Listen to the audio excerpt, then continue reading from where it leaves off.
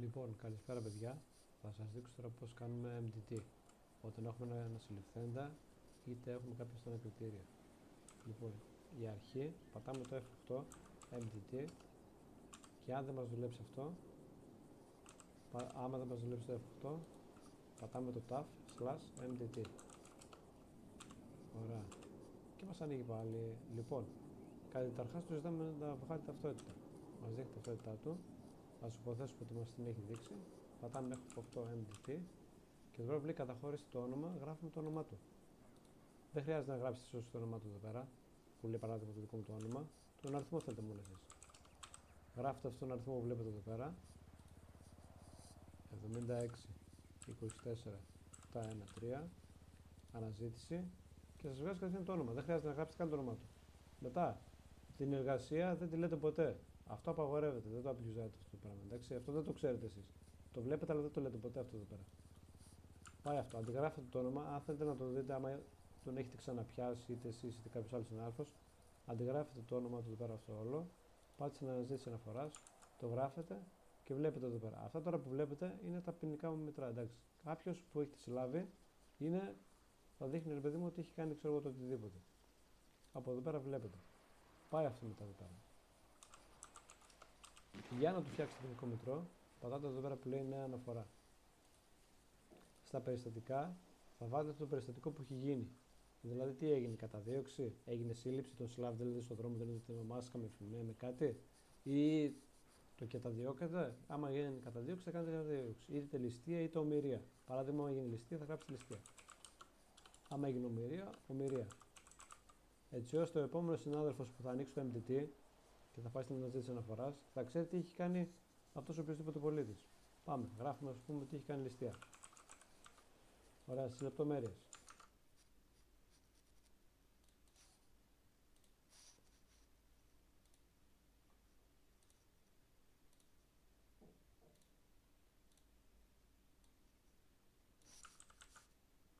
Στις λεπτομέρειες γράφουμε, θα κάνουμε αντιγραφή επικόλληση, θα το ανεβάσουμε αυτό στο κανάλι από την ημερομηνία μέχρι το υποσημειώσεις. Ωραία.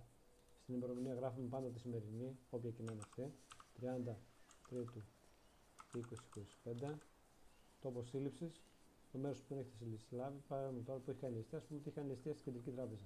Αν δεν έχει κάνει στην Κεντρική Τράπεζα, στο 5067 ή στο 4024, ξέρω εγώ παράδειγμα. Αν δεν σας βολεύει να γράψετε ξέρω εγώ, το μαγαζί που έχει κάνει είτε η τράπεζα, θα γράψετε είτε μικρή τράπεζα ή το πόσταρ, άμα σας βολεύει το πόσταρ. Παράδειγμα 7090 που είναι η Κεντρική Τράπεζα. 70 λόγω είχε σωματικό έλεγχο. Για ποιο λόγο τον έκανε κάνει σωματικό έλεγχο. Έκανε ληστεία, μπορεί να γράψει ληστεία, είτε κάλυψη χαρακτηριστικών, είτε ο οπλισμό, είτε οτιδήποτε. Λόγω σωματικό έλεγχο, α πούμε ότι έκανε ληστεία. Λόγω σύλληψη, για ποιο λόγο το συλλάβατε, βάρη οπλισμό. Στην προκειμένη περίπτωση μπορείτε να γράψετε και ληστεία στο end. Ή και εδώ πέρα μπορείτε να γράψετε κάλυψη χαρακτηριστικών, είτε οπλοθήκε, κάλυψη χαρακτηριστικών. Λόγω σύλληψης, βάρης οπλισμός, μπορείτε να γράψετε ληστεία, βάρης οπλισμός, τα πάντα όλα. Κλήθηκε εισαγγελέας. Αν έχει έρθει εισαγγελέας, γράφετε ένα ναι. Αν δεν έχει, γράφετε μια παύλα ή δεν γράφετε τίποτα. Ποινές. Στις ποινές θα γράψετε το τι ποινή θα του βάλετε. Δηλαδή θα του βάλετε κοινωνική εργασία ή τη φυλάκιση. Συν τα προστήματα που θα του κόψετε. Τι εννοώ για παράδειγμα. Ας πούμε ότι το βάλετε ποινή κοινωνική εργασία. Κοινωνική. Συν. Το ίδιο ισχύει και για τη φυλάκιση. Φυλάκιση είναι προστήματα. Υποσημειώσεις. Τις υποσημειώσεις γράφετε τι έχετε βρει πάνω του. Παράδειγμα. Ο προαναφερόμενος είχε στην κατοχή του ένα βαρύ οπλισμό κλάσης 3. Γράφετε και το όνομα άμα το ξέρετε. Παράδειγμα ΑΚ47. Είχε 3 pain killer, 2 military vest,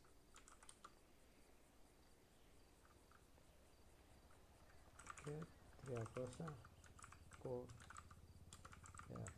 300 κόκαλες. Εδώ πέρα δεξιά στην αναζήτηση κατηγοριών έχει τις κατηγορίες που έχει. Πάτε εδώ πέρα, κάλυψη χαρακτηριστικών προσώπου του προσθέτετε. Λοιπόν, ληστεία κεντρικής τράπεζας. Έχει κάνει ληστεία. Παράνομη κατοχή, παράνομη προδοσία. Αν είχε μαύρα χρήματα τα βάζετε και αυτά. Αν κάτι από όλα αυτά κάνετε λάθος, το οτιδήποτε και να κάνετε λάθος, το σβήνετε. Είτε το βάλετε 2-3 φορές, οτιδήποτε και να κάνετε λάθος, πατάτε το κόκκινο εδώ πέρα και σβήνετε αυτό εδώ πέρα. Ωραία. Και μετά πατάτε καταχώρηση αναφοράς. Μετά πατάτε προβολή αναφοράς και το κάνετε όλο αυτό εδώ πέρα screenshot. Print screen. Σε κάποιους μπορεί να δουλεύει το Windows Shift και το S. Δηλαδή πατάτε Windows Shift και S, το μαρκάρετε όλο, αντιγραφή, φεύγετε από εδώ πέρα, πάτε εδώ πέρα που λέει μισό λεπτό και μου δώσετε, όχι,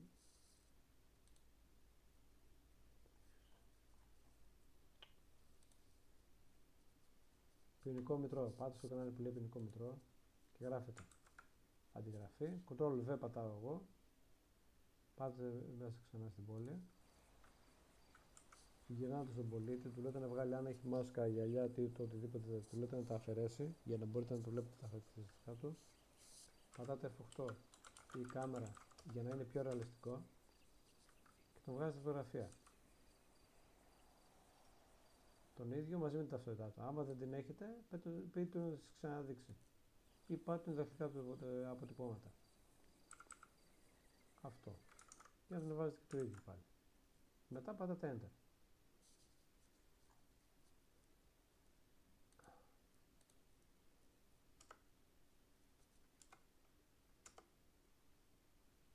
Και έχει ανέβει. Και έτσι ο συνάδελφος, οποιοδήποτε επόμενος και να κάνει το MDT, ξέρει για ποιο λόγο έχει συνελήφθη ο πολίτης, ο εκάστοτε πολίτης.